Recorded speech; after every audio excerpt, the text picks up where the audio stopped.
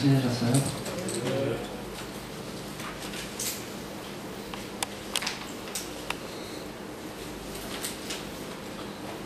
오늘은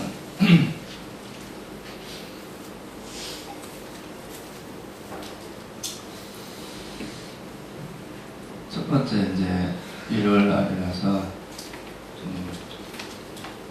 그 전에 하던 주제를 약간 위로하고요. 오늘은 이제 죽음에 대해서 간단히 이야기를 하려고 합니다. 우리가 이제 죽기 전에 알아야 할 것들 이런 제목으로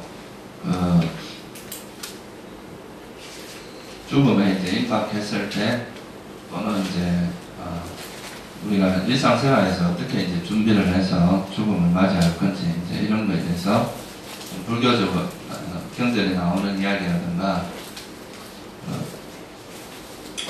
부처님 가르침을 좀 중심으로 해서 간단하게 말씀을 드릴게요. 첫째 이제 이 죽음이라고 하는 것에 대해서 먼저 좀 간단히 살펴보면요.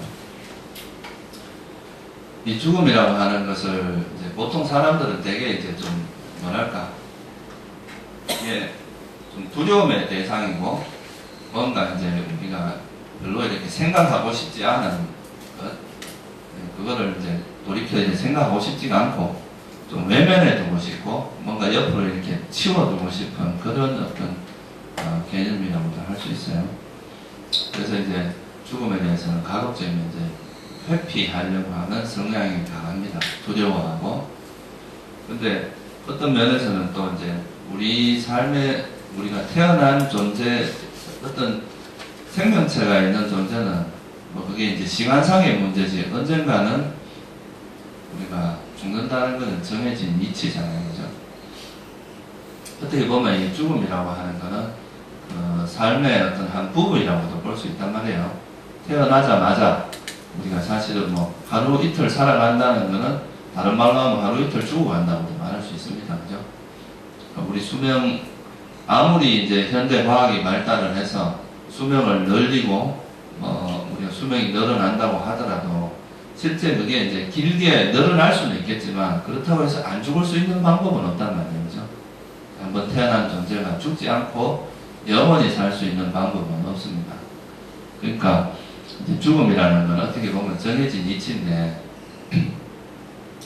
이거를 그냥 계속 우리가 거부하고 외면하고 또 이걸 두려워하기만 하고 말아야 될 것인가 아니면 이 죽음이라는 것을 어떤 우리 삶에서 좀 이해하고 어떻게 하면 이걸 어떤 식으로 받아들여야 우리 삶에 좀 유익하고 또 이익이 되는가 이런 쪽으로 이제 한번 생각을 해볼 필요는 있겠죠. 그죠?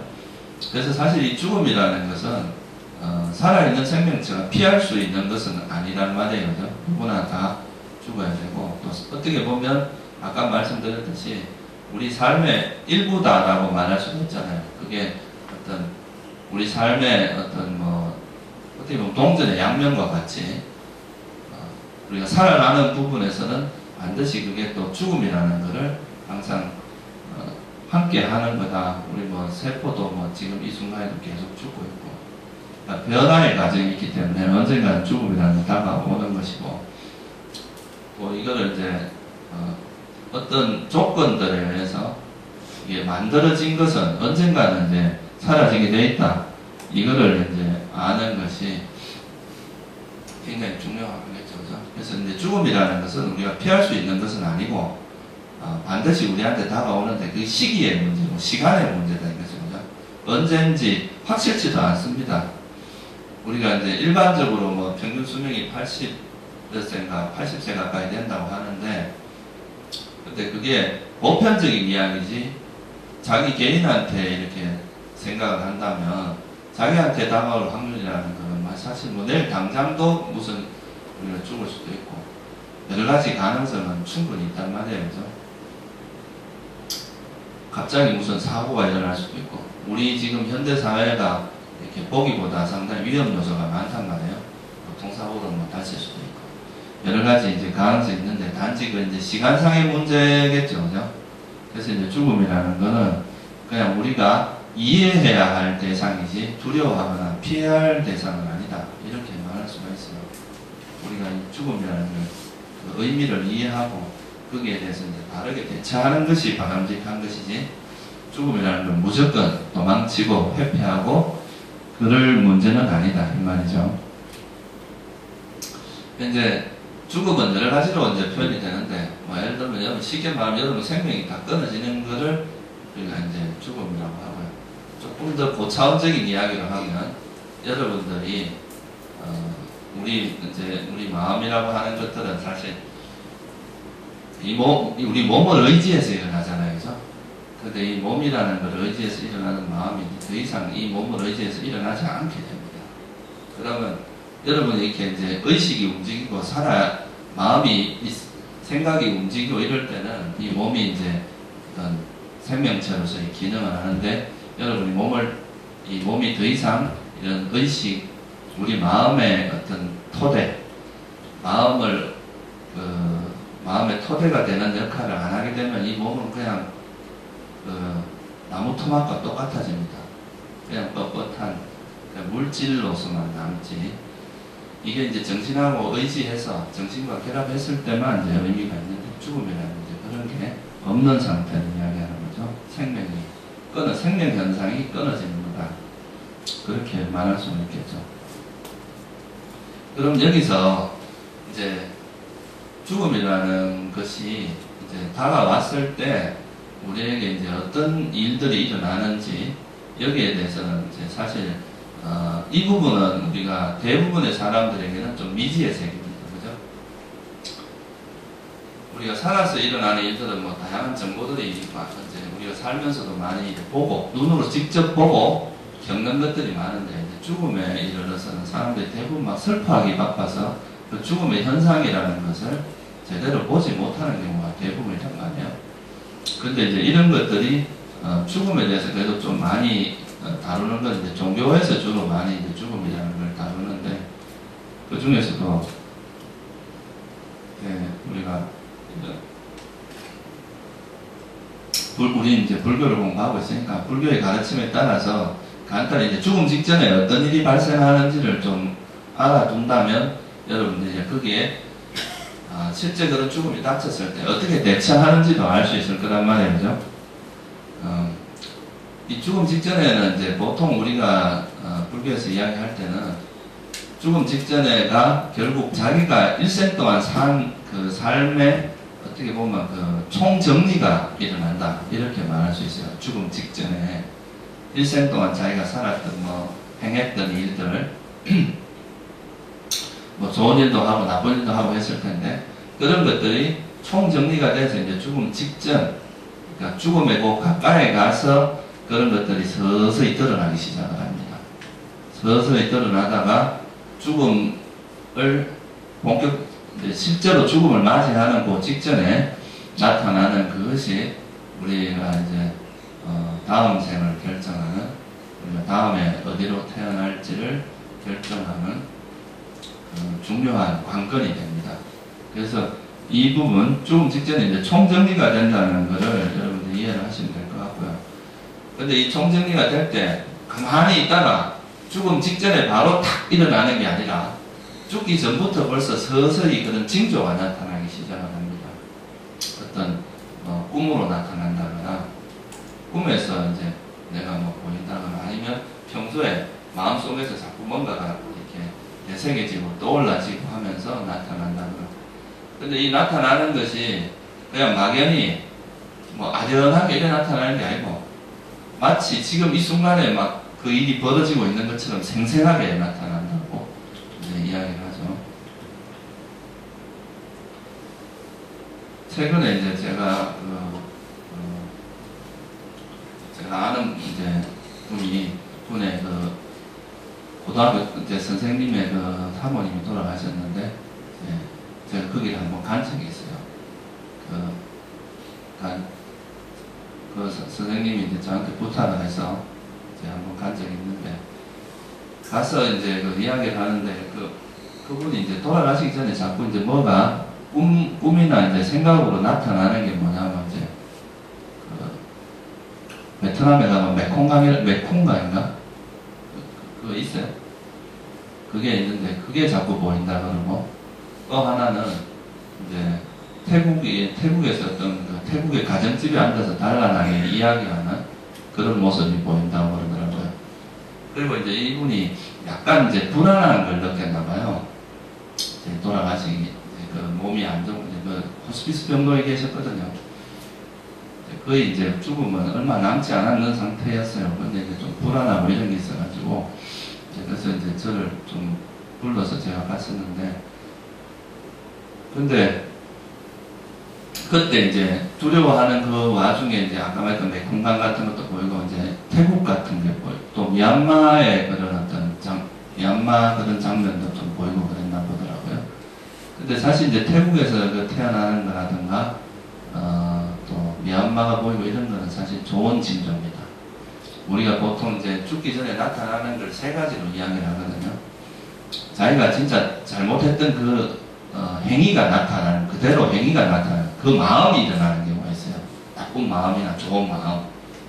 그런 마음이 이제 나타나는 경우가 있고, 또 많은 경우는 자기가 뭐 그런 마음을 일으킬 때 있었던 그 상황, 환경, 이런 게 나타납니다.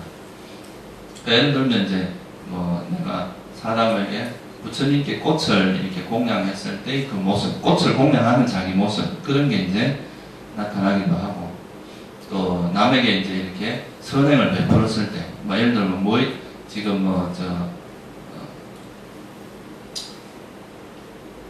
어려운 사람들, 가난한 사람들 위해서 뭐 이제 공양을 베푼다거나 보시를 한다거나 이런 모습이 나타날 수도 있고, 자기가 하여튼 선을 행했을 때 그때 그 일어나는 그 장면이 떠오를 수가 있고, 나쁜 짓을 한 사람은 뭐 예를 들면 사람을 자기가 이제 과거에 뭐 잘못된 짓을 했다. 우리 뭐 영화 제목 중에도 그런 거 있잖아. 징한저러면 네가 한 일을 할 수 있다.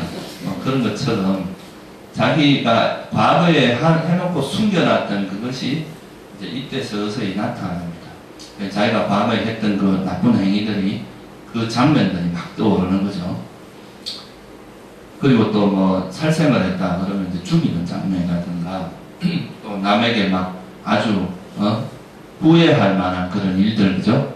그런 게 떠오르기도 한단 말이에요.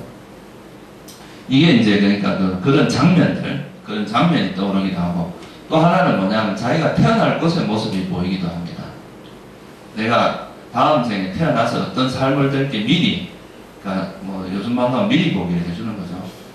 먼저 어떤 식으로 보이는 이제 나타나는 거예요.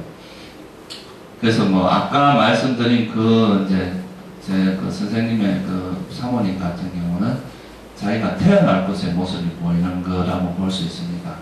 그러니까 태국에서의 그런 뭐 가정에서의 모습이라든가, 또는 이제 미얀마 그런 모습, 미얀마에서 이제 뭐 살아가는 모습, 그리고 또 뭐 메콩강이, 그런데 제가 볼 때 약간 마음에 걸리더라고요. 이게 이제 강이라는 것이 이제 좀 물고기가 사는 곳이라서 약간 그런 것에 위험이 있다, 이런 이제 생각이 들었어요. 이런 게 일종의 이제 태어난 곳의 표상이에요. 태어날 곳에 어떤 식의 태어날 건가. 그래서 이제 이런 게 나타나면 그 중에서 이제 이 여러 가지 이게 나타나는데, 이게 왜 한 가지만 나타나지 않고 여러 것이 나타나냐 하면, 예, 우리가 이제 한 생을 통해서 지은 뭐 여러 가지 업들은 많이 있잖아요. 그죠? 그 중에서 좀, 뚜렷하고 강력한 것들이 이렇게 나타나기 시작합니다. 그러니까 좀, 그 업 자체가 별로 이렇게 강하지 않고 그런 경우는 잘 안 나타나고, 주로 이제 강력한 게 주로 나타나는데, 강력할수록 그게 이제 다음에 이제 그 죽음 직전에 그게 딱 올인할 가능성이 높단 말이에요. 이게 이제 서로가 이렇게 왔다 갔다 하다가 제일 이제 결정적으로 마지막에 마지막 문을 딱 통과하는 그것이 소위 말해서 다음에 우리 이제 삶을 결정하게 됩니다. 그래서 이런 관점에서 봤을 때 이 죽음 직전에 어떻게 하느냐가 굉장히 중요합니다. 그러니까 평소에 사는 것도 물론 말할 수 없이 이제 평소에 그게 기반이 돼서 죽음에서 나타나기 때문에 평소에 사는 건 말할 수 없이 중요한데 또 그와 더불어서 죽음 직전에 이제 내가 어떤 식으로 행동하느냐가 굉장히 중요합니다. 그래서 이제 이때 만약에 선한업이 나타나면 우리가 이제 다음에 좀 좋은 죽을 때도 일단 편안하게 죽겠죠. 그죠? 여러분들 예를 들어서 나타나는 현상들이 좀 이렇게 내가 편안하게 느낄 수 있는 그런 것들만 나타난다면 심리적으로 안정이 됩니다. 불안하지가 않고. 근데 자꾸 이상하게 개 모습이 보인다거나, 또는 뭔가 막 지옥의 모습이 보인다거나, 왠지 모르게 내가 자꾸 잘못한 행위들이 마음에 자꾸 떠오르거나, 이러면 사람이 불안해지게 되겠죠. 그죠? 불안하고 두려워집니다. 이런 마음으로 가게 되면, 첫째, 선한 마음이 많이 일어나면 행복하게 죽을 수 있다 이거죠. 일단 죽을 때 행복하고 편안하게 죽을 수 있습니다. 근데 이제 후회할 만한, 비난받을 만한 그런 일들이 자꾸 떠오르게 되면 이거는 이제 불안해지고 어찌해야 될 걸 모르고 자꾸 불안만 하다 보면 더 이제 그 상황이 악화돼서 나중에는 이제 정말로 악처나 지옥이나 축생으로 갈 수가 있고, 이런 마음이 편안하게 죽은 사람들은 대체로 선처에 태어납니다. 그래서 이제 이때 어떻게 하냐가 중요하고요. 또 이제 만약에 선한업이 아주 강한 경우는 대체로 좋은 쪽으로만 가다가 그냥 바로 선처에 태어나고, 악업이 강한 경우는 이제 내 의지와 별 관계없이 그냥 그쪽으로 흘러가 버립니다. 근데 예를 들어서 요즘 그런 사건이 많지만 자기 가족 중에서도 특히 부모님을 죽이는 사람들은 이건 예외 없이 지옥으로 간다고 이야기를 하죠. 그거는 다른 아무리 자기가 선업을 좋은 걸 지어도 이 업이 너무 강하기 때문에 다른 업이 나타날 기회를 가질 수가 없다는 거죠. 그런 경우는 두말할 것도 없이 지옥으로 가게 되는 그런 상황인데, 근데 대부분의 그래도 좀 이렇게 양식이 있는 사람들은 선한 일을 많이 하면은 말할 것도 없고 좋고, 선한 일을 많이 하지 않더라도 이제 불선한 행위하고 선한 행위가 대체로 좀 섞여 있잖아요. 그죠? 좋은 일도 많이 하고 나쁜 일도 많이 한단 말이에요. 이런 경우가 특히 이제 죽음 직전에 옆에서 도와줄 수도 있고, 실제 본인도 이런 걸 알고 있으면 어떤 식으로 이제 대처할지, 그거를 이제 되게 중요한 시점이 되는 상황이란 말이죠. 그래서 이럴 때 이제 그러면 어떻게 이제 관점을 해야 되느냐. 아까 말했듯이 죽음 직전에 무슨 업이 나타나냐에 따라서 다음 생에 좋은 쪽으로 갈 수도 있고 나쁜 쪽으로도 갈 수 있단 말이죠. 그래서 이제 이때 이제 가족들이나 또는 옆에 이제 지인들이나 또 그런 분들의 역할도 되게 중요합니다. 자기 자신도 중요하지만, 근데 자기 자신이 보통은 보면 이럴 때 웬만큼 수행력이 있는 사람이 아니면 죽음에 가까이 하면 보통 의식이 흐려집니다. 또렷해지질 않는다 이 말이에요. 그러니까 괜히 불안해지고 또 이제 그런 일이 있을 수 있는데, 그러니까 이제 본인이 만약에 또렷하면 가장 좋고, 그렇지 않다면 옆에서라도 이제 좀 도와줄 필요가 있다는 거죠. 그래서 죽음 직전에 이제 그때 어떤 선업이 마지막에, 그러니까 좀 이렇게 교대로 선업도 나타나고 불선한 행위도 나타나고 이렇게 하더라도 선한 쪽으로 이 마음이 기울어지도록 이제 작용이 되도록 그렇게 해야 된단 말이에요. 아까 제가 이제 예를 들었지만 그 분 같은 경우는 거의 이분은 내가 평소에도 아시는 분인데 평소에도 착하게 살고 그래서 나는 웬만하면 그쪽으로 이제 이거는 그냥 조금 그런 게 나타난다 하더라도 선한업이 더 강하기 때문에 이제 선처에 태어날 거라고 생각을 했지만, 그래도 더 확실히 하기 위해서 혹시나 이제 알 수 없는 거니까, 또 사람들이 이제 자기가 그런 불선한 업이 나타나면 그게 마음에 걸려서 자꾸 그걸 생각하다 보면 또 그쪽으로 갈 수도 있거든요. 그래서 이제 제가 그때 이제 이럴 때는 그 옆에서 그런 걸 좀 코치를 해주면 굉장히 유용한 면이 있습니다. 그래서 제가 그때 생각에 그분이 이제 일단 이런 죽음에 관한 메커니즘에 대해서 간단히 이제 설명을 해드렸어요. 죽음 직전이 중요하다. 그러니까 이제 이럴 때 지금 어떻게 해야 되는가 하면, 그래서 제가 그때 이제 뭘 권했느냐 하면 이제 좋은 책을 보시를 해라. 죽기 전에 또 이런 선업을 짓는 것이 굉장히 중요하거든요. 평소의 선업도 중요하지만 이 죽음 직전에 이제 그런 자기가 기억될 만한 그런 선업을 짓게 하는 게 좋습니다. 그래서 이제 그 법보시를 내가 권유를 했는데 그 법보시를 본인이 직접 하게 해야 돼요. 다른 사람이 대신해 주는 것보다 본인이 직접 그 보시를 하도록 하는 것이 좋습니다. 다른 사람이 대신해 주는 것은 조금 그 효과가 떨어지거든요. 그래서 이제 그 법보시를 좀 하게 하고 이 법보시의 공덕에 대해서 설명을 해주고 또 죽기 전에 이 공덕에 대해서 자주 생각을 해라. 이건 되게 의미가 있다. 큰 선업을 지은 거고 그래서 이제 그런 걸 계속 이제 반복해서 생각하게 하고 이제 가급적이면 선업과 불선업이 동시에 이제 그러니까 좀 좋은 생각과 나쁜 생각이 동시에 일어날 때 나쁜 생각 쪽은 가급적이면 덜 해야 됩니다. 좋은 생각을 많이 해야 되고 만약에 이 나쁜 생각들이 반복된다면 계속 지속적으로 반복된다면 그때는 정 그게 괴로우면 참여를 하는 게 좋아요. 그거에 대해서 참여를 하고 더 이상 그거에 대해서 연연하지 말아야 됩니다. 자꾸 그걸 생각을 하면 할수록 또 이게 문제가 되기 때문에 그래서 이제 그렇게 권유를 하고 이렇게 이제 가급적이면 좋은 생각 과거에 했던 것 중에서 선한 일을 했던 것을 많이 기억을 하고 이제 그리고 이제 당신이 지금 법보시의 한 부분에 대해서 다시 한번 자꾸 되새겨라. 그건 기억될 만한 좋은 일이다. 그렇게 하고 나서 제가 이제 그러고 나서는 돌아왔는데요. 그러고 나서 한 3일인가 있다 돌아가셨다고 제가 들었거든요. 근데 이분이 이제 주위에 이제 제가 선생님이나 이제 들어보니까 굉장히 편안하게 그렇게 돌아가셨다고 이야기를 하더라고요. 그러니까 이런 경우는 이제 어떤 면에서는 선업이 훨씬 강합니다. 그런데 또 불선업도 전혀 없는 건 아니란 말이에요, 그죠? 이런 경우에는 마지막에 어떻게 하냐에 따라서 되게 물론 이제 가만히 내버려둬도 선한 쪽으로 갈 수 있지만 마지막에 그렇게 옆에서 좀 바르게 알려주고 그것이 이제 오른쪽으로 가도록 한다면 훨씬 더 효과가 있거든요. 어떻게 보면 더 확실하게 좀 이제 다진다고 할까요? 그런 의미가 있기 때문에 그래서 이제 이렇게 죽음 직전에 첫째 중요한 것은 뭐냐 하면 선한 업을 자꾸 떠올리게 해야 됩니다. 왜냐하면 죽음 직전에 나타나는 그것이 이제 다음 생을 결정하는데 굉장히 중요한 역할을 하기 때문에 일단 사람이 불안하다고 하면 안 된다는 거예요. 사람이 두려워하거나 또 그 죽음에 대해서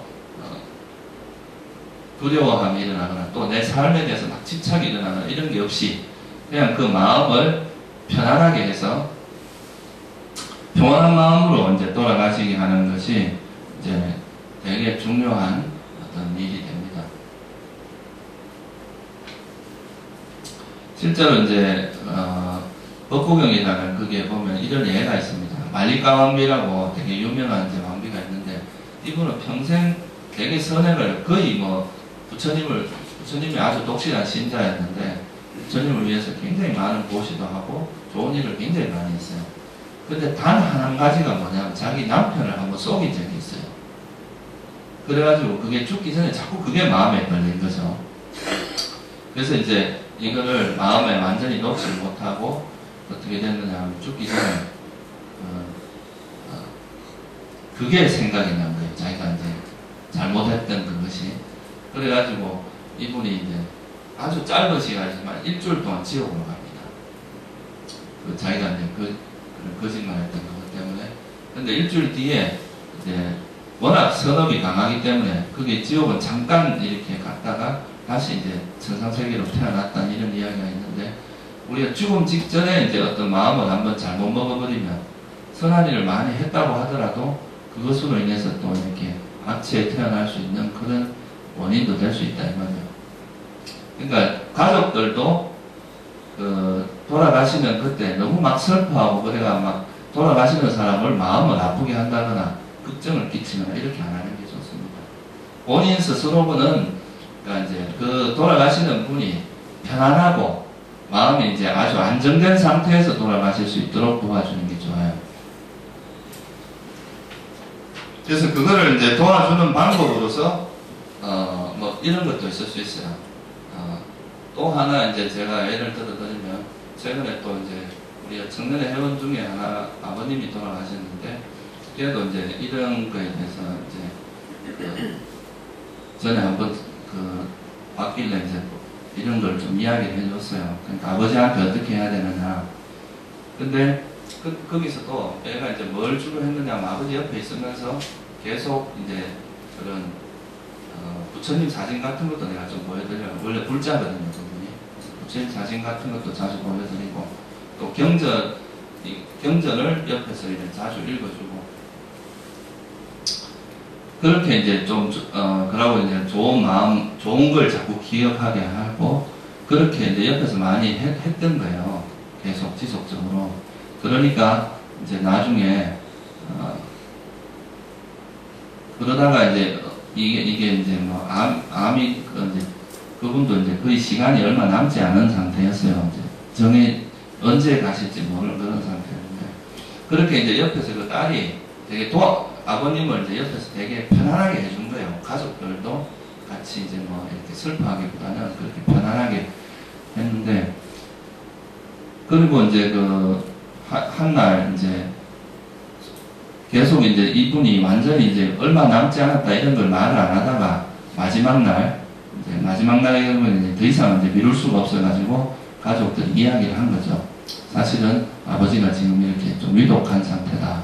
언제 어떻게 될지 모르는 상태다.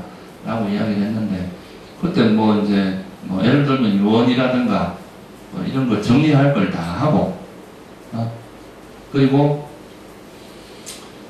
자기를 치료해주던 의사도 불러가지고 그동안 수고 많았다고 산소호흡기를 끼고 있었는데 산소호흡기를 잠시 떼고 그동안 이제 고생 많았어 이렇게 하고 그리고 나서 그날 새벽에 돌아가셨다 하더라고요. 그러니까 이제 얘도 이제 뭐 그런 법보시에 대해서 좋은 뭐 들은 거 있으면 우리 이 법보시 이거를 그때 백권인가 그 아버지 이름으로 모시를 했었어요. 그런 것도 이제 이야기를 해드리고 그러니까 그 전에 이제 그 딸이 아버지한테 되게 그런 쪽으로 편안한 죽음을 맞이할 수 있도록 옆에서 많이 도와준 거예요. 그러니까 이제 그때 죽을 때 그래 이제 인사 다 하고 편안하게 또 자기 이제 치료해준 그 의사한테도 그런 인사까지 하고 그리고 그 의사는 막 울었대요. 자기가 평생 의사하면서 그런 환자를 처음 봤대요. 죽으면서 자기한테 인사까지 하고 하는 그런 경우는 그렇게 해서 이제 돌아가셨는데 그러니까 이제 가족들도 그렇게 뭐 마음의 슬픔이나 이런 것보다는 되게 호상이 되는 거예요. 그러니까 죽는 사람 자체가 그렇게 편안하게 돌아가시니까 남아있는 사람도 마음이 편하고 그러니까 이거는 정말 여러 가지 면에서 되게 이제 좋은 어떤 죽음이다. 이런 걸 우리가 이제 행복한 죽음이라고 할 수가 있겠죠. 그죠? 근데 만약에 여러분들이 이걸 잘 몰랐다고 생각해 보세요. 이런 이제 죽음 직전에 어떻게 해야 될지를 전혀 모르는데 그러면 그 가족들한테 돌아가시는 분을 위해서 해줄 수 있는 것도 되게 적고 또 어찌 할 바를 모르니까 할 수 있는 게 울고 막 괴로워하고 이런 것밖에 할 게 없단 말이에요. 그죠? 근데 그런 거는 우리가 막 같이 울어준다고 해서 그분한테 실질적으로 도움되는 건 별로 없거든요. 오히려 마음만 더 아프지. 근데 여러분들 이럴 때 이제 정신을 차리고 오히려 이런 정말 실질적으로 죽는 사람에게 도움이 되는 일이 뭔가 라는 걸 생각하고 그에 맞게 행동을 한다면 굉장히 유익한 시간이 될 수도 있고 또 그걸 통해서 남아있는 사람도 그렇고 죽는 사람도 되게 어떤 삶의 진리에 대해서 배우는 게 많을 테고 남아있는 사람들도 이게 참 죽음이라는 것이 단순히 무조건 이렇게 두려워할 대상이나 싫어할 대상만 아니구나 그렇게 생각을 하고 거기서 많은 것을 배우게 됩니다. 그래서 저는 이런 거를 이제 되게 이제 행복한 죽음이라고 생각을 하고 이런 부분이 이제 적어도 여러분들 같이 공부를 하고 불교를 공부하는 사람들은 이제 이런 죽음을 맞이할 수 있도록 하는 게 되게 중요하다 이렇게 말할 수가 있겠죠. 그죠? 그리고 이제 여러분들 이제 기원정사가 무슨 뜻인지 아시죠? 우리 제타와나가 기원정사라는 뜻이잖아요. 그죠? 이 기원정사를 모시한 분이 누군지 아시죠? 예? 흑고독 장자라고 번역을 하고 팔리어로는 아나타 빈디까 장자라고 합니다. 그러니까 가난한 사람한테 항상 뭘 많이 베풀었다 그래서 그런 이름이 붙었는데, 이제 이분이 돌아가실 때도 이제 그 아나타 빈디까 교계경이라는 경이 있어요. 마지막니까에 보면, 거기에 보면 이 아나타 빈디까라는 분이 돌아가시면서 이제 부처님께 그 이야기를 합니다. 중병이 걸려가지고 이제 죽을 이제 상황이 생명이 얼마 안 남았다는 걸 직감하고 부처님한테도 이제 인사를 드리고 이제 평소 존경하던 사리불존자를 부릅니다. 좀 사람을 보내가지고 내가 이거 중병이 걸리면 언제 죽을지 모르니까 사리불존자께서 이제 연민는 심을 발휘해서 좀 와주셨으면 고맙겠다. 그러니까 이제 사리불존자를 가거든요. 그때 가서 이제 사리불존자가 하신 법문이 뭐냐면, 요약을 하자면 이제 이 삶에 대한 애착을 버리게 만드는 거고, 여러분이 죽기 전에 안 죽으려고 발버둥 치는 거, 그게 이제 또 악체에 태어난 머리에 집착을 가지고 죽는 거기 때문에, 그래서 이제 죽기 전에 마음을 탁 놓게 만드는, 내려놓게 만드는 그런 이제 법문을 합니다. 우리한테 일어나는 그런 우리 몸도, 여러분 몸이 여러분 거예요. 여러분 거 아니에요. 여러분 거라면 죽을 때도 같이 따라가야 될 거 아니에요. 그죠? 그런데 그게 안 된단 말이에요. 그러니까 눈도 내 것이 아니다. 귀도 내 것이 아니다. 그러니까 코도 내 것이 아니다. 이렇게 하나하나 이렇게 설명을 해줍니다. 아나타 빈디카한테. 그리고 이 눈을 의지해서 일어나는 예를 들면 형색. 우리가 이제 눈이 있으면 또 이 형상이 있잖아요. 그죠? 그것이 부딪힘. 그리고 이걸 통해서 일어나는 생각들. 이런 것들이 다 변하는 것이고, 이게 이제 내 것이 아니다. 나의 것이 아니다. 이건 그냥 여러분들이, 사실 여러분들 몸은 여러분들 거라기보다는 잠시 여러분하고 인연 맺었다가 그냥 사용하는 거죠. 일시적으로 여러분이 쓰다가 이제 갈 때는 그냥 미련 없이 가야 되는데, 그걸 내 것이라 생각하고 계속 애착을 가지면 잘 마음이 놓아지지도 않고, 그런 안 죽으려고 발버둥 치는 이런 마음으로 죽으면 여러분 갈 곳이 뻔합니다. 그죠? 그래서 이제 그런 마음 애착을 버리게 하기 위해서 당신의 몸도 무상한 것입니다. 변하는 것입니다. 여기에 더 이상 애착을 가지지 마십시오. 또 느낌, 그 다음에 인식, 쉽게 말해 색수상행식이라고 하는 오온, 그리고 이제 우리 마음, 그리고 이제 우리 몸, 이런 것들이 전부 내 것이 아니라는 걸 알게 하는 법문을 이렇게 해주거든요. 그리고 느낌이라고 하는 것도, 여러분 이제 죽을 때 되면 이제 죽어가는 죽음이 가까웠다는 그런 느낌이 있고, 또 느낌이 사라지고 숨이 끊어진다는 그런 거를 그냥 막 정신없이 막 그게 흘러가는 게 아니라, 그 현상을 직시하고 죽게 되면 그 죽음이 과연 악처로 갈 수 있겠어요? 그 죽을 때 그렇게 정신을 딱 차리고 죽는데, 그게 얼마나 의미 있는 죽음이 되겠어요. 그죠? 그래서 이제 사리불존자도 이제 아나타 빈디까 존자한테 그런 식으로 법문을 해줍니다. 그러니까 이제 아나타 빈디까 존자 처음에 막 이 고통, 이제 죽기 전에 중병이 걸렸으니까 그 중병으로 인해서 몸에서 엄청난 고통이 있고, 죽음에 대한 그런 이제 약간의 두려움 같은 것도 있고 그랬겠죠. 그랬는데 그 법문을 듣고 나서 이제 이 아나타 빈디가 아주 편안한 마음이 되면서, 나는 내 몸에 집착을 이 죽음에 대해서 두려워하거나 이 죽음에 대해서 집착하지 않는다. 이 내 몸에 대해서 그렇게 마음을 가라앉히고 이제 죽게 되는 거죠. 그래서 여러분들도 사실 이제 일반적인 사람들이라면은 그냥 우리가 마음을 편하게 해서 죽게 하는 것 쪽으로 유도를 할 수도 있어요. 그죠?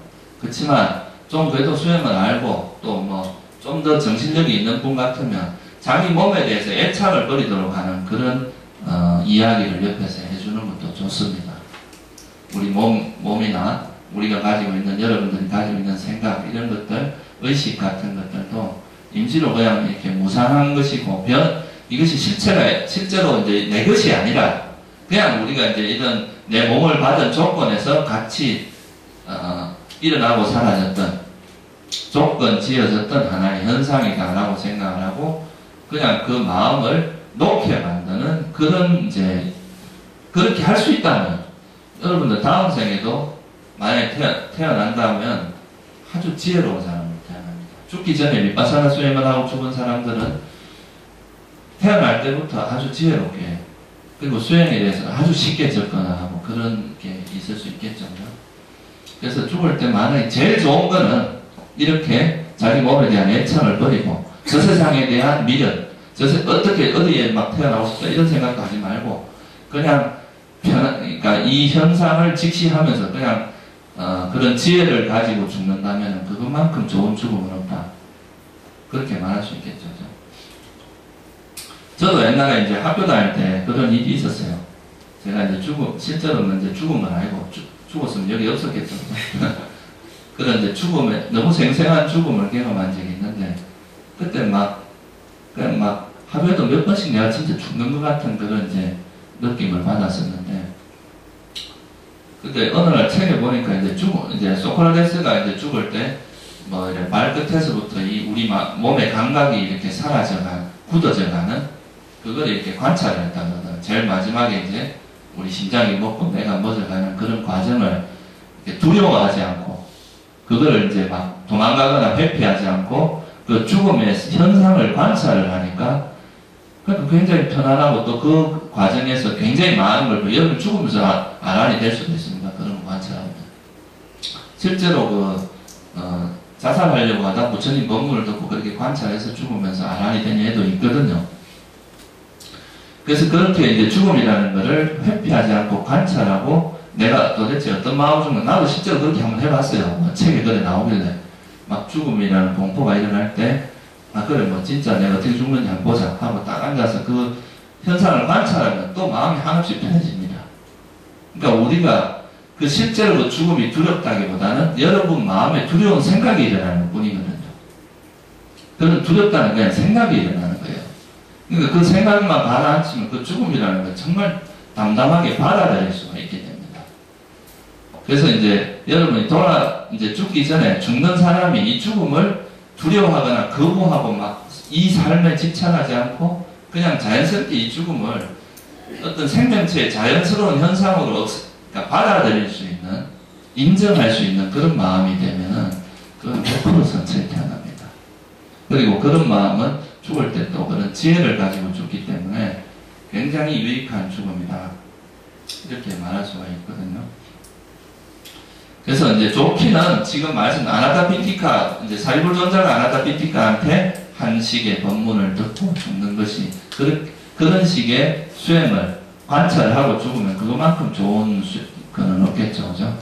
그 수행은, 만약에 수행을 잘 몰라서 수행이라는 걸 할 수 없다면, 가급적이면 자기 몸에 대한 이 몸이 내 것이 아니다 안 하고 옆에서 이야기해 주는 것도 좋습니다. 그냥 마음을 놔라.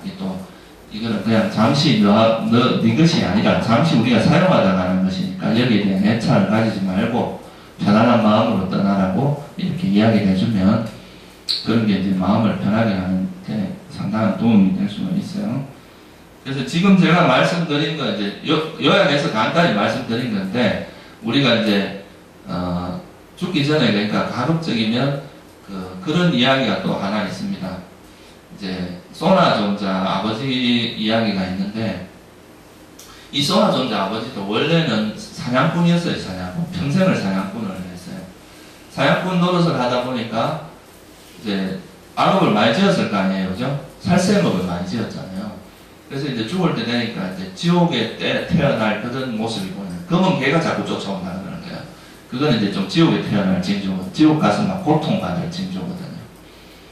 그러니까 이제 이 소나존자라는 분이 원래 아란이었거든요.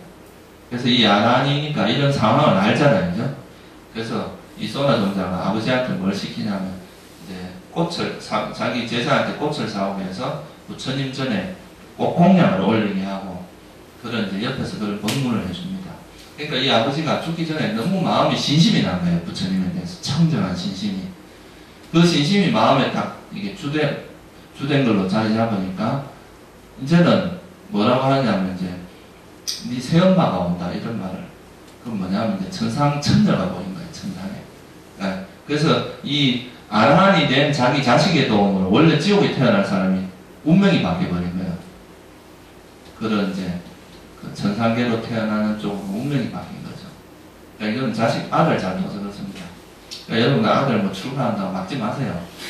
여러분들 나중에 어떻게 여러분한테 좋은 일 할지 모릅니다.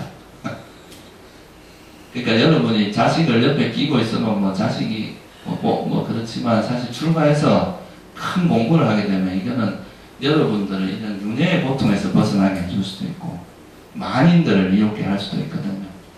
그러니까 출가하는 걸 기쁘게 생각해야 됩니다.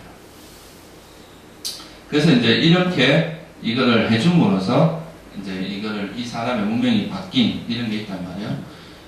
그래서 사실 우리나라에서는 이게 이제 천도제를 많이 지내는데 죽고 나서 천도제를 지내잖아요. 근데 사실 죽고 나서 천도제 지내주는 것은 그 죽은 사람에게 큰 의미가 없을 수도 있습니다. 예를 들자면 그 여러분들이 이제 안굿다라니까라는 경전에 보면 잔우소미경이라는 경이 있어요. 거기에 보면 부처님께서 이 제사 후에 죽은 사람이 죽고 나서 지내주는 제사는 유익하기도 하고 적절하기도 하고 적절한 곳에서는 유익하고 적절하지 않은 곳에서는 유익하지 않다고 했어요. 적절한 곳은 뭐냐 하면 유일하게 아기로 태어난 중생들한테는 유익하다고 이야기를 했어요. 근데 그 아기로 태어난 것이 아니라 일반 사람으로 태어나거나 사람으로 태어나면 태 속에 들어가 버리는데 언제 그 제사 음식을 먹겠냐는 거죠. 그리고 축생도 마찬가지고 또 지옥에 태어난 사람은 고통받기 받아서 제사 음식 먹으러 올 수가 없어요. 그 음식의 혜택을 받을 수도 없고.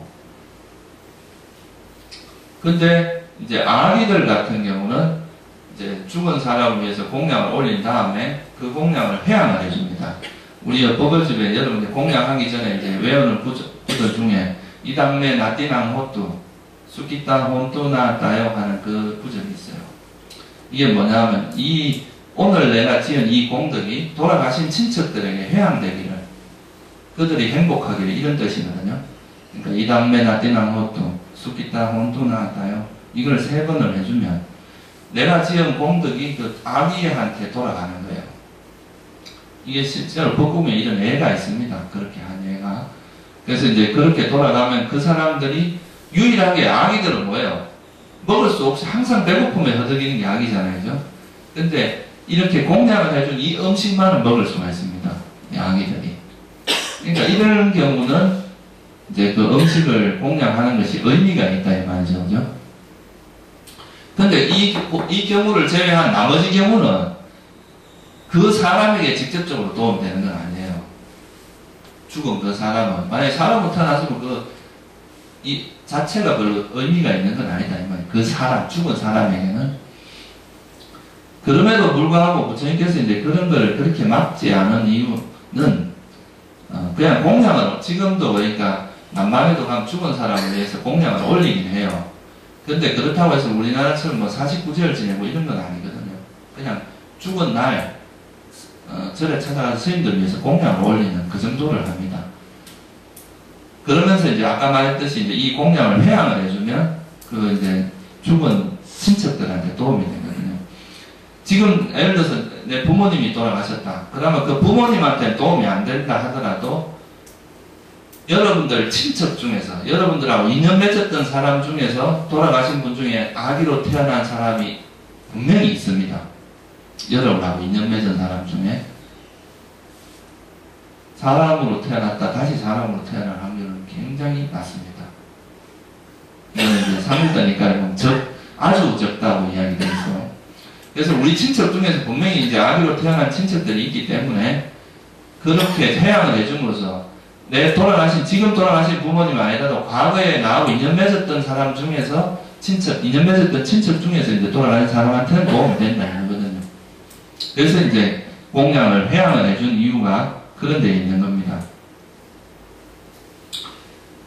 그리고 또 이제 죽고 나서 이제 그걸 계기로 해서 절에 와서 이제 공양을 올리고 그렇게 하는 것이 이제 그 사람들이 공덕을 짓는 또 모시행을 하는 게 되잖아요. 그죠? 살아있는 가족들 같은 경우는. 그래서 이제 그런 모시의 공덕은 또 있다 이 말이에요. 그걸 인연으로 해서 또 법하고 인연을 맺을 수도 있고. 그래서 뭐 그것이 아주 뭐 무의미하다 이렇게 말할 수는 없는데, 제가 말씀드린 거는 만약에 여러분이 돌아가신 부모님을 위해서 해준다고 한다면, 돌아가신 분들을 위해서 해준다고 한다면 죽고 나서보다 죽기 전에 하는 게 훨씬 유용하다 이 말이에요. 죽고 나서 하는 거는 그렇게 그 당사자에게는 도움이 안 될 수도 있다 이 말이에요. 이미 운명이 결정되어 버린 사람에게는 그 도움이 안 된다는 거죠. 그래서 이런 이제 우리가 이제 경전에서도 보시면 알겠지만, 제가 지금 아나타 빈티카 경을 소개했지만, 경전에 곳곳에 보면 죽기 전에 자기가 존경하는 스님들을 이렇게 모셔다가 법문을 듣고 죽고 이런 경우가 많이 나옵니다. 그런 예가. 또 스님들 같은 경우는 부처님이나 대개 이제 그 장로들 중에서 덕이 높은 장로들한테 이렇게 모셔다가 법문을 듣고 그렇게 하고 돌아가시고 이런 경우가 꽤 나오는데, 그러니까 이제 사실 죽음에 가까이 가고 죽음이 이제 어느 정도 임박한 분들은 그런 것들이 더 중요하다. 기억에 남을 만한 선행을 하는 것이 중요하다 이 말이에요. 죽고 나서 제사 지내주는 거는 사실은 큰 의미가 없을 수도 있어요. 당사자한테는. 아까 말했듯이. 그래서 실제로 부모님이나 옆에 있는 친지들을 위하는 길은 죽기 전에 그런 이제 선한 행위를 많이 하게 하는 게 좋단 말이에요. 뭐 남을 위해서 봉사를 하거나, 또 하여튼 여러 사람에게 또는 많은 사람에게 이익이 되는, 또 뭐 성가에 공양을 하는 것도 아주 큰 이익이 됩니다. 그런 것들을 이제 실천함으로써 그 사람이 죽기 전에 그런 기억될 만한 일을 하게 해서 그걸 자꾸 기억하도록 유도를 하면은 그게 이제 그 돌아가신 사람에게 실질적인 도움이 된다. 이제 그렇게 말할 수가 있겠죠. 그죠? 그래서 여러분들도 우리가 이제 저는 사실 우리 성에서 천도제를 안 지내는 이유가 좀 그런 거하고도 관계가 있습니다. 이 천도제가 사실 그 의미를 정확히 이해를 한다면 또 그게 나름대로, 그러니까 뭐 그걸 계기로 해서 남아있는 사람들이 뭐 또 법하고 인연도 맺고 또 그런 의미도 있지만, 이게 올바른 법을 전해주는 과정이라면 또 좋은 건데, 그게 아니라 오히려 이제 법을 좀 왜곡되게 하고 그럴 수도 있단 말이에요. 그죠?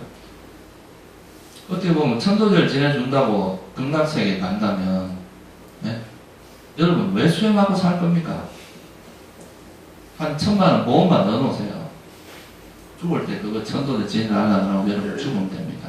그러면 그 천도제 지내주면 여러분 다 극락세계 갈 거 아니에요. 그죠? 근데 그런 거는 이제 부처님께서 그런 식으로 법문하신 적은 없거든요. 그것보다도 여러분들의 평소의 삶이 중요하거든요. 첫째는 평소에 어떤 삶을 사냐가 중요하고, 그거는 벌써 지나가 버린 거니까 이미 죽을 때는 죽기 전에 어떤 마음가짐으로 죽느냐, 이거를 두 가지를 실천을 한다면 그 사람이 어떻게 되겠어요? 분명히 좋은 방향으로 행복한 죽음을 맞이하겠죠. 그죠? 그래서 첫째는 여러분이 평소에 선업을 많이 짓는 게 중요해요. 평소에 공덕을 많이 지어야 됩니다.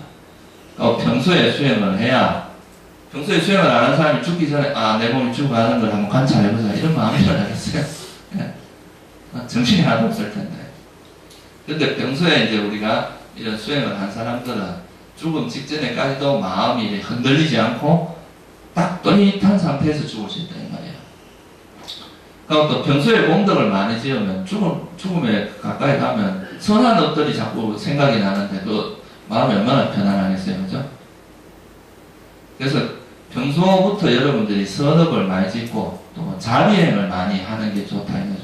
첫째는 그러니까 이제 뭐 보시를 하는 거, 그러니까 보시라는 게 꼭 돈으로 하는 것도 있고 뭐 여러 가지 형태가 있잖아요. 법보시도 있을 수 있고 또 주변에 있는 어려운 사람을 도와주는 것도 있을 수 있고, 이런 것들을 많이 행하고 또 계율도 잘 지키고, 그러니까 좀 의미 있는 삶을 살아야 된다 이 말이에요. 평소부터 그냥 막 방만하게 방일하게 그냥 아무 의미 없이 눈 뜨면 밥 먹고, 또 뭐 일하다가 또 때 되면 밥 먹고 저녁 때 되면 자고 또 술 마시고 그냥 이렇게 진짜 다람쥐 쳇바퀴 돌듯이 의미 없이 이래 살아가는 삶을 살면 그게 사실 그렇게 죽음에서 편안하게 죽을 지는 미지수입니다. 그래서 여러분들 평소부터 이제 이런 선행을 하는 거에 많이 해야 되고, 가장 그와 더불어서 수행을 한다면 더욱더 좋다 이 말이에요. 아까 말했듯이 우리가 죽기 전에 마음이 편안하게 죽는 것도 좋지만 여기서 한 걸음 더 나아가서 만약에 정신을 또렷하게 차리고 이 죽음을 직시하면서 지혜를 이걸 무상함으로 관찰하고 내 몸에 애착을 놓고 이렇게 죽는다면 이건 정말 그만할 나위 없이 좋은 죽음이거든요. 그래서 이제 그렇게 여러분들이 죽음을 맞이하고 또 하기 위해서는 여러분들이 평소에 그런 이제 노력이 되게 중요하고 또 이런 죽음이라는 것에 대해서 회피하거나 도망가지 말고 오히려 이제 이런 죽음이라는 것을 하나의 되게 지극히 자연스러운 하나의 현상이고 또 이 죽음을 통해서 우리 많은 걸 배울 수 있거든요. 여러분들이 만약 죽음이라는 게 없다면 이렇게 수행하려고 하겠어요? 만약 영원히 살고 뭐 이런 우리에게 이런 죽음이라는 한계가 없다면 사람이 성장을 하지는 않을 겁니다. 사실 이 죽음이라는 것은 우리에게 굉장히 도움이 되고 삶에 유익한 것이라고 할 수 있거든요. 그것도 어떤 면에서는 한번 태어나서 영원히 산다면 변화의 가능성이 없잖아요. 좀 못생긴 얼굴 나오면 잘생기고 싶은데 계속 가야 되고 뭐 키 작은 사람 계속 가야 되고 그러니까 그런 변화가 없다는 것은 오히려 굉장히 괴로운 일일 수도 있습니다. 이 변화라는 것은 새로운 가능성을 항상 이야기해 주는 거고 그래서 이거를 두렵게만 볼 것은 아니다 이 말이죠. 죽음이라는 것이 우리 삶을 더 이렇게 성장하게 하고 더 좋게 할 수 있는 그런 것이다. 그래서 여러분들이 그 죽음이라는 것을 준비할 필요가 있습니다. 그냥 이렇게 우리가 사실 잘 죽는다는 것은 어떻게 보면 잘 산다는 의미하고 관계가 있습니다. 잘 살아야 잘 죽을 수가 있고 잘 죽으려면 잘 살아야 된다 이 말이에요. 그래서 웰빙만 생각하지 말고 웰다잉을 생각을 하면 그거 이제 뭐 외국에서도 뭐 그런 운동이 있더라고요. Before I die라고 뭐 그런 거 있죠. 벽보에다 이렇게 붙여놓고 내가 죽기 전이라면 뭘 할 것인가 이걸 뭐 쓰게 하나 이런 것도 하더라고요. 그 이제 이 죽음이라고 하는 것을 이렇게 염두에 두면 사람이 부지런해집니다. 방일하지 않는다, 게으르지 않고. 그래서 불교에서도 이제 이런 죽음에 대한 명상이라는 게 있어요.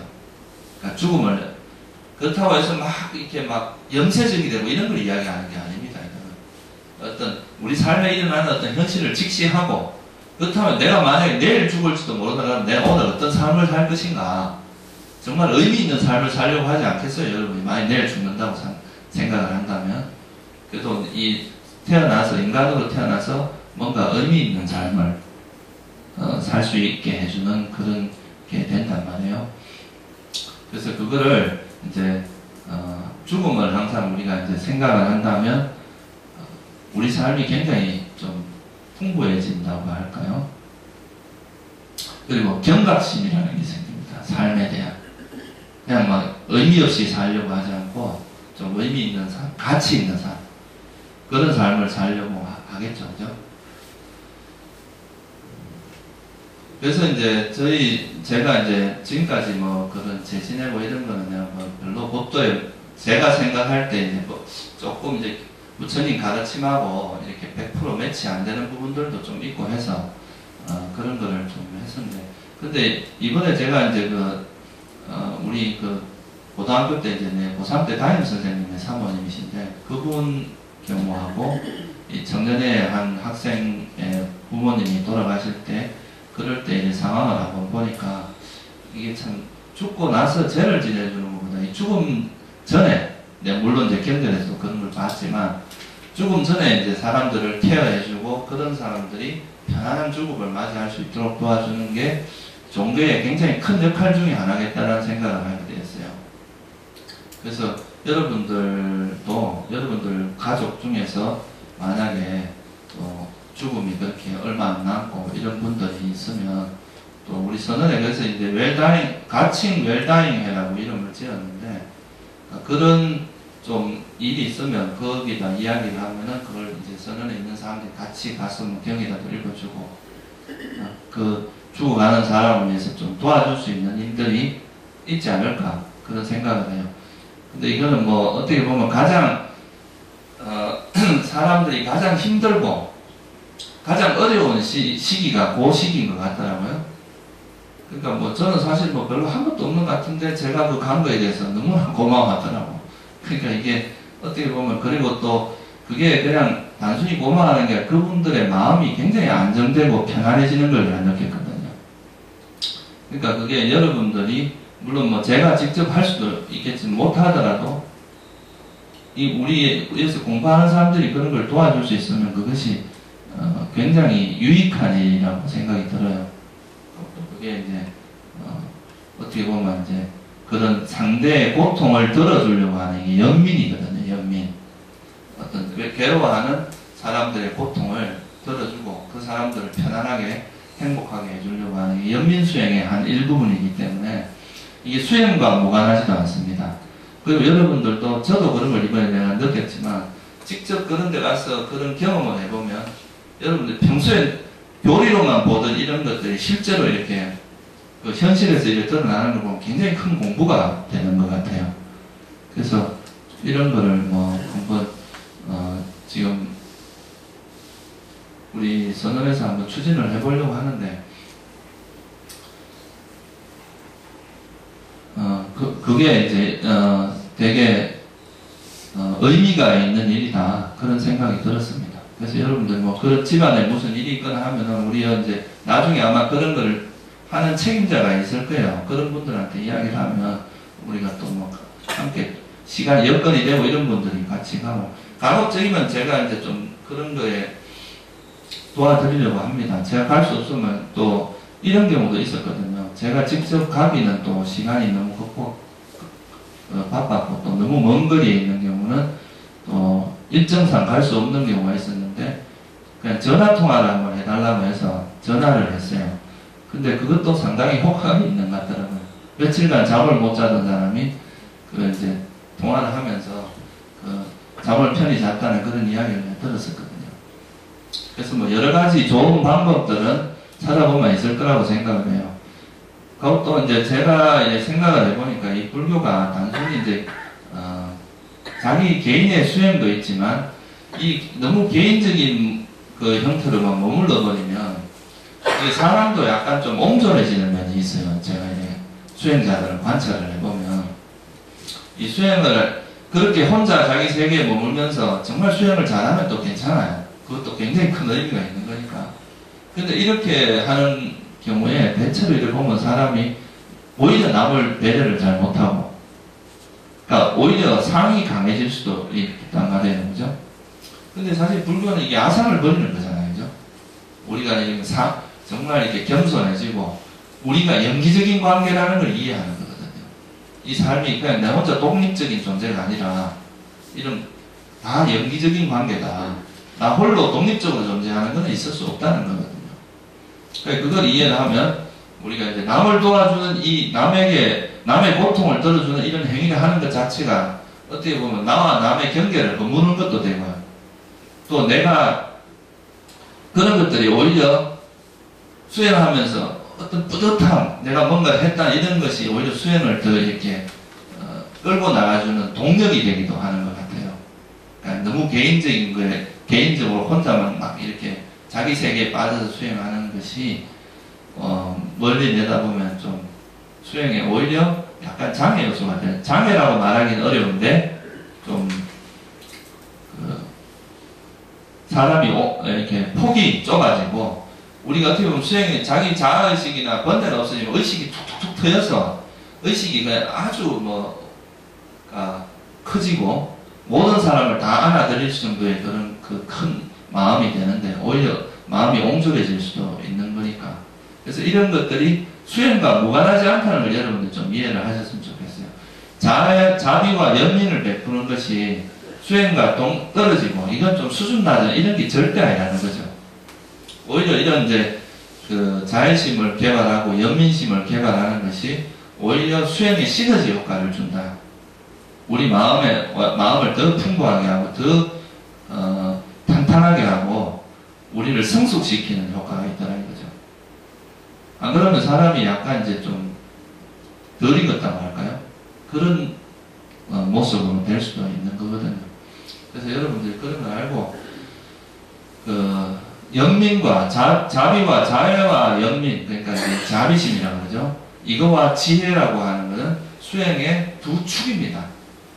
지혜만 있고 자비와 연민이 없는 것도 진짜 지혜가 안 생긴 사람이에요. 이건 사실은 냉정하게 이야기하면. 그러니까 이 자비와 지혜가 있다는 것은 자비, 연민심이 있다는 건 이 지혜가 떠받쳐줘야 가능합니다. 지혜가 없이 이런 마음이 안 일어나거든요. 지혜가 없으면 그냥 단지 동정하고 막 나도 같이 휩쓸리고 이런 거지 진짜 연민심이 일어나는 거 아니거든요. 예를 들어서 죽기 전에 지금 했던 이런 건 진짜 연민이란 말이에요. 자기가 동요하는 게 아니고 진짜 그 사람한테 필요한 걸 도와주는 거잖아요. 그죠? 그래서 여러분들이 수행을 하면서 그런 자비행을 동반해서 그 자비행의 중요성을 이해하고 그런 연기적인 관계에서 일어나는 거거든요. 자비심이. 그런 것도 좀 많이 염두에 두시면 좋을 것 같습니다. 네, 오늘 여기 마칠게요.